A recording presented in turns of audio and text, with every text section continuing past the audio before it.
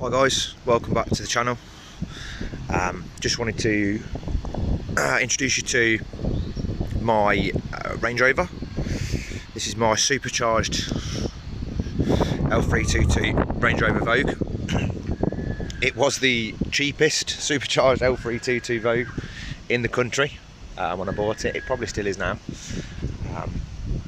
I wasn't really looking for one of these, but I was just scrolling Facebook Marketplace one evening in the pub, sat in the beer garden, and I saw this for sale. The price I couldn't really ignore. I messaged the owner, sort of said, you know, why is the price what it is? Would I be able to come and take a look?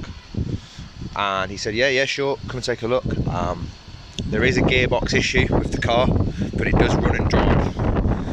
So, as anyone's aware, these cars seem to all have gearbox issues. Any Range Rover ever built has a gearbox issue. But I wasn't put off. Again, the price was too good. So I thought I'd take a chance. So, before the guy even messaged me back to confirm a viewing, I jumped in the car the following morning. I left at 5 AM, drove 170 miles to Worthing on the south coast of England. And I was there for 8 AM. Sat having a coffee in a local coffee shop, and the guy messaged me back. He said, yeah, come and have a look if you want. So I said, brilliant, I'll be there in 10 minutes. I couldn't risk someone else buying it, because I knew that for the price they would. As you can see, it's black. It did come with just the standard silver wheels. These are the standard supercharged wheels. I've painted them black. They've seen better days now. They've had a bit of use, and it was a quick job. So you can see there's a little bit of there's a few bits of the paint chipping off there. I've done the side grills black. I've done the front grille black. That's about it really for modifications on the outside. It's a little bit more about the car. So it's a 4.2 litre supercharged V8, Jaguar V8. It's a 2007. Sorry, no, it's not. It's a 2006 car.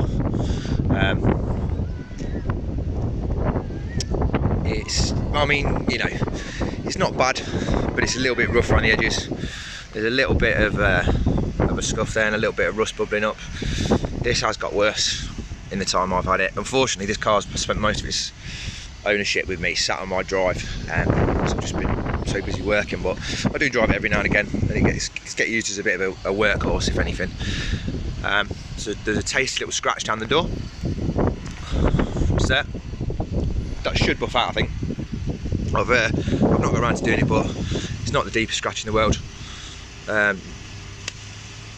So I'm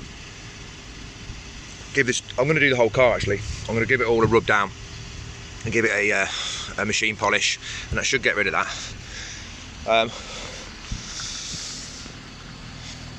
don't know what more to say really. There's a little bit of scuff. There's a scuff on the front down there, on the bun.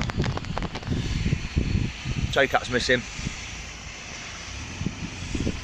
but it's all right really. It's all right. Inside it's pretty clean. Now the previous owner didn't do many miles in it. He had it about 7 years. He didn't do a lot of miles. He just used it to take his dogs to the beach, really. He had a new Range Rover, he had a few other cars. He was quite a wealthy guy. That's probably why the price was so low as well, because he just wanted to get rid of it. So the inside of the car, it's the ivory leather with the black piping, floor mats, supercharged jaw sills, Harman Kardon sound system, heated rear seats, DVDs, TVs in the headrests. That falls down there, cup holders in there, parcel shelf, subwoofers in the boot. I mean, the sound system's really good in this. I mean, it's a brilliant car. I mean, for the price, I think these were. Here we go. So the guy who had this before was quite a big guy. No offence to any of the big guys out there, but he every time he got in, he put a lot of pressure on this side of the seat, so it's popped this off. So they will be replacing this eventually. Again, I've not really got around to it because I don't drive the car that much. But get this replaced. Get this seat reupholstered. Passenger seat's perfect, to be honest. There's a little bit of a wobble in there. I think there's some bearings that sort of hold the lid of this in at the back there. But overall, it's in really nice condition. Heated steering wheel. What else we got? Heated front seats as well, obviously. It's a pretty well kitted out car. I was saying, when this was new, they were about, I think this was about almost £90,000. So £90,000. So I paid for this car £2,800. So if you ask me, that's a pretty big saving. And honestly, it still feels worth the money. It still feels worth the 90,000 when you're driving it. The power is fantastic. The delivery of it doesn't handle very well because it does weigh nearly 3 tons. But in a straight line, you want to overtake somebody. This is it's impressive. It still puts a smile on your face every time you drive it. It's lovely and comfortable. It's dead quiet inside. You don't know it's running. I can't say a bad thing about it really, apart from the gearbox. So this vehicle, it does run and drive. So if I get in, turn that down.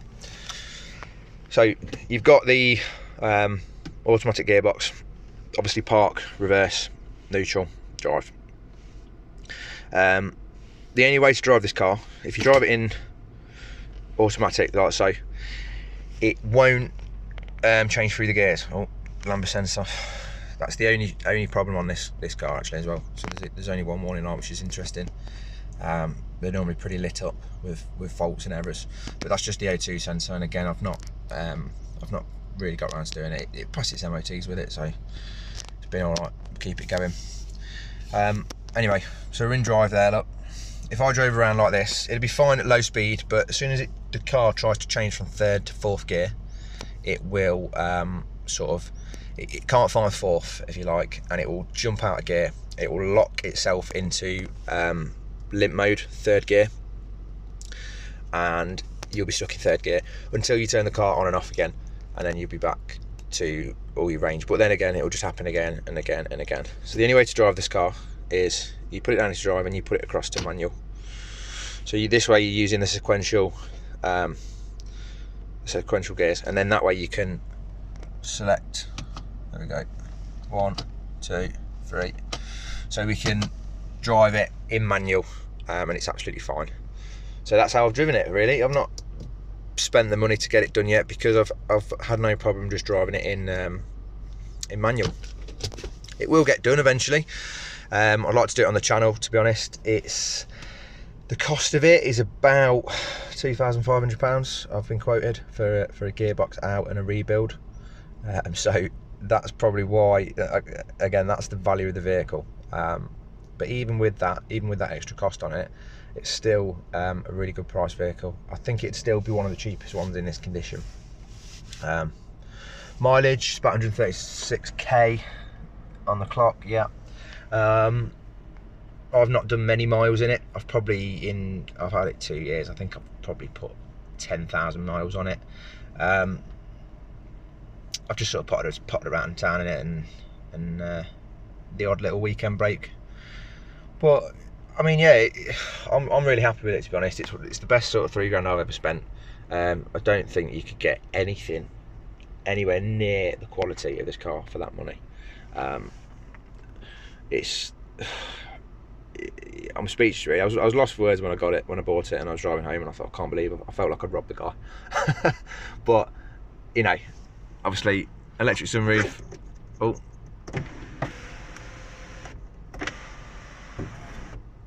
get that open actually. It's everything works bar well, a couple of things.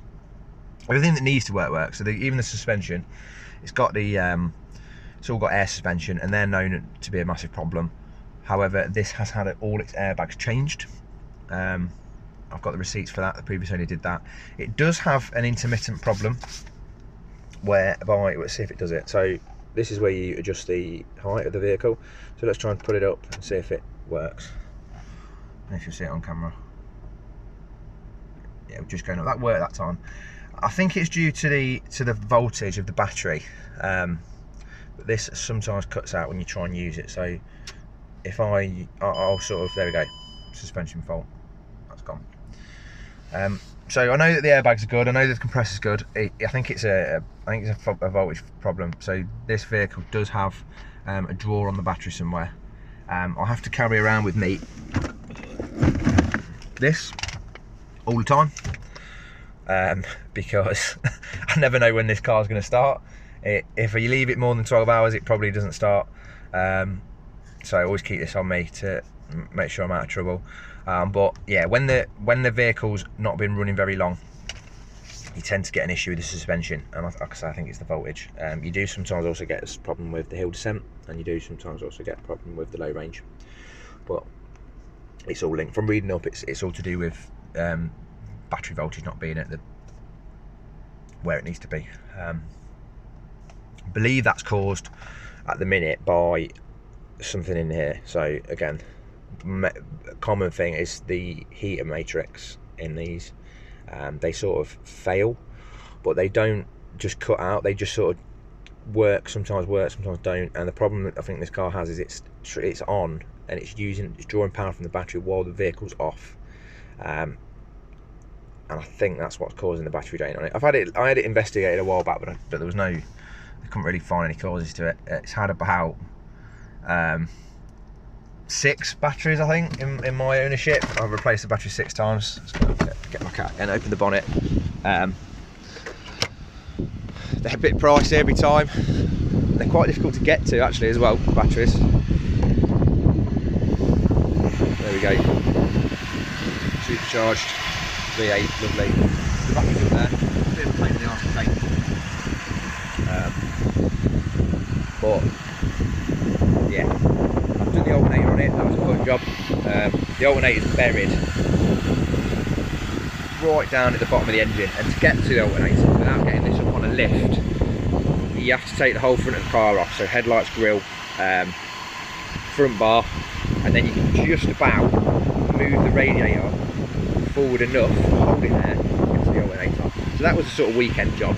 A day to dismantle it and a day to put it back together again. Which is why the sort of service bills on these are so high, because everything is expensive. Got all the tools in the back there at the minute. Massive boot. Seats fold all the way back as well. It does get used more of a van than a car this at the minute, to be honest. But yeah, that's my sort of daily driver, if you like. We're going to do some work on it on the channel. I'm not sure how soon I'm going to get to it, but well, you know, we're going to tidy it up. We're going to get the wheels sorted out. Probably do probably get a set of overfinch wheels for it. I think really like some of the overfinch wheels, so I'll probably change them. Just fix all the little niggles, sort the bodywork out.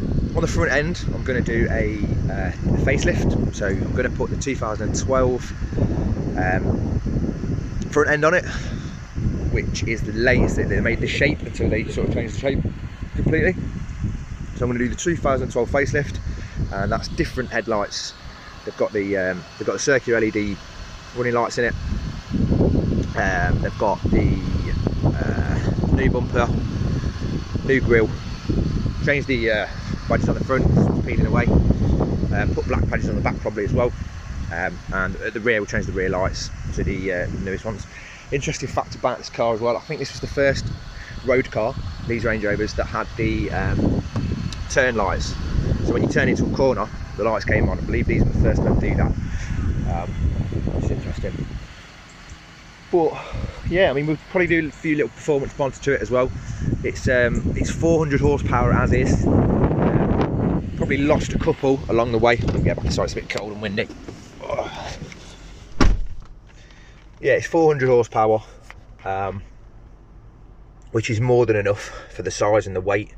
still absolutely flies. But the newer ones there are about 500. They're the 5 litre supercharged Jag V8. So I want to take this up to close to that 500 mark if I can. Do a little bit of work with the supercharger pulleys, you know, breathing mods, exhaust mods. Nothing too daft, because I still want it to be a comfortable, quiet car. When you're inside it, it's silent really. Cruise along at 30-40 mile an hour and you don't even know the engine's running. It's really, really nice to drive. So I don't want to ruin that, but I do want to make it as fast as good as it can be.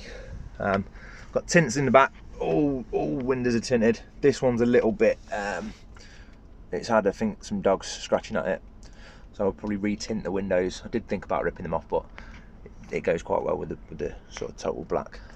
There's a few bits of trim missing off the bottom there. Again, it's had some dogs chewing at it, rip them away.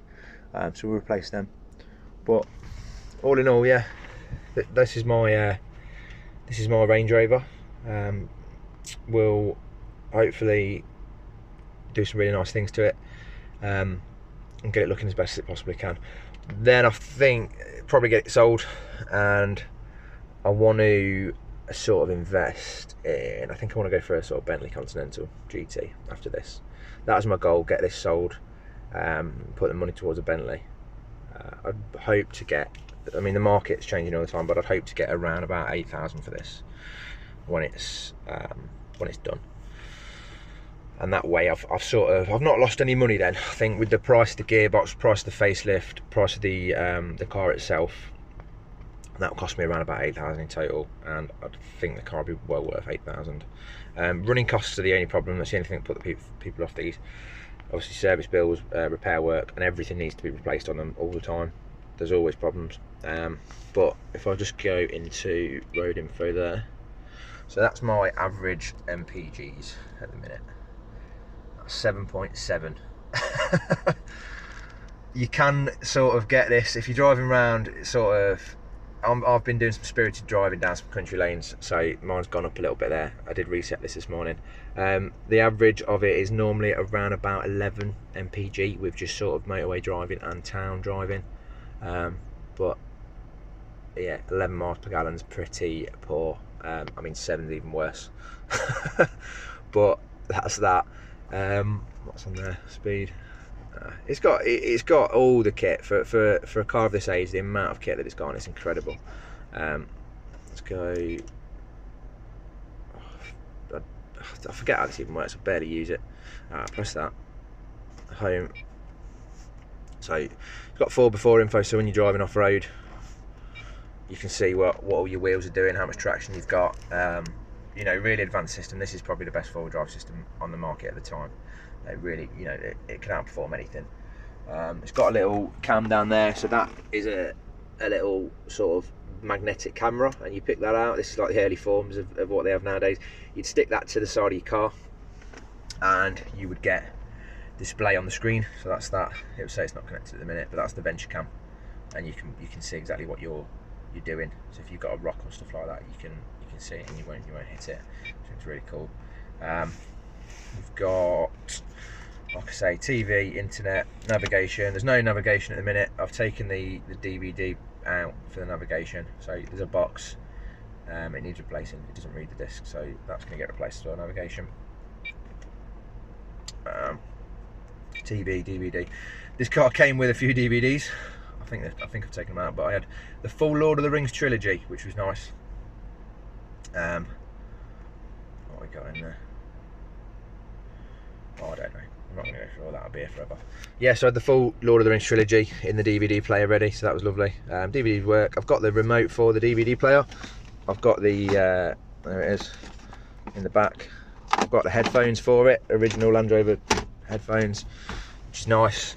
So I had a little play around with that. I'll be honest, I've never really used it apart from the day I bought it, but it's a nice, cool little feature to have. I think that's about it, really. I'll call that video to a day. I'll call this video to a halt.